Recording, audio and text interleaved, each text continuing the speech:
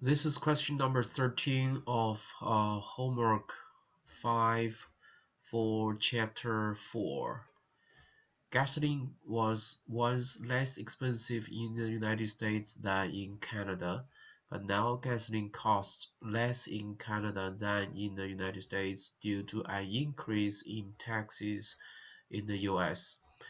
How will the gasoline purchasing behavior of a Canadian who lives equally close to gas stations in both countries change? Answer using an indifference curve and the budget line diagram. So assume the budget line when US gas was cheaper is represented by L1, and the budget line after the US gas taxes is represented by L2 in the figure to the right. So this blue line is L1, and this I think it's purple.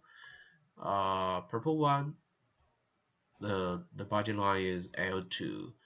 So L2 basically rotates around the vertical intersect of L1 inward because the price of the gasoline in Canada doesn't change, but the price of gasoline in the United States increases. So with the same income, the consumer can buy the same quantity of gasoline in Canada, but now they can only buy fewer amount of gasoline in the US, and that's why the the new budget line and the old budget line, they have the same point on the vertical intercept, but on the horizontal axis, the new budget line touches the horizontal line with a lower value. So one, um, so that's the consumers indifference curves are the red lines. So this is the red lines indifference curves, and we can see that why it's the consumers indifference curves are straight lines. It is because the gasoline is the consumers are perfectly indifferent, completely indifferent between buying the gasoline from the Canada or United States. Uh, so from the economic point of view, this is called the perfect substitutes for the gasoline in Canada and the United States. So the perfect substitutes for the indifference curves, that's represented by the straight lines, and that's why here consumers indifference curves are straight lines.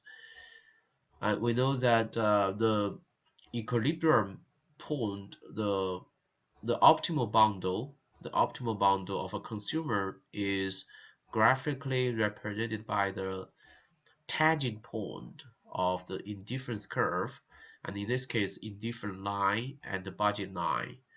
um, so if the indifference curve is a convex, is like this, then we have what we call the interior solution.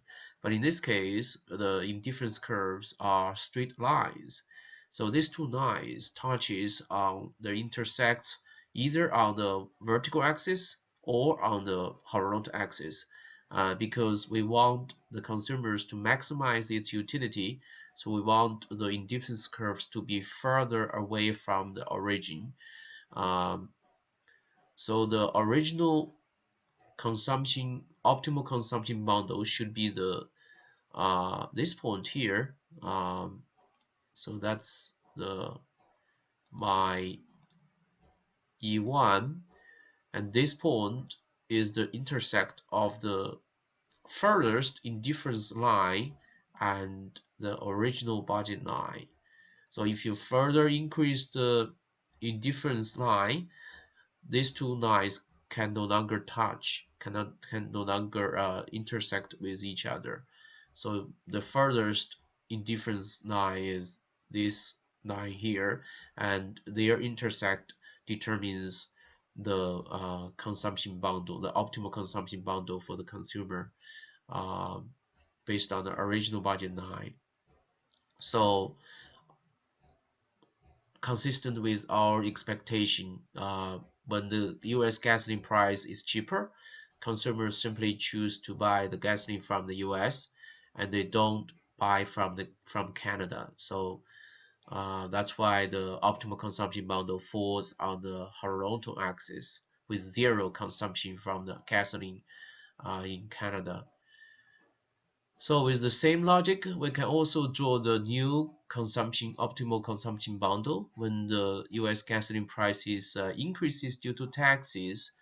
Um, so in this case, the furthest in difference line is this line here, which intersects with the new budget line, but their intersection now lies on the vertical axis, um, which is which means that consumers now buy from the Canada rather than the United States, and that's obviously consistent with our expectation.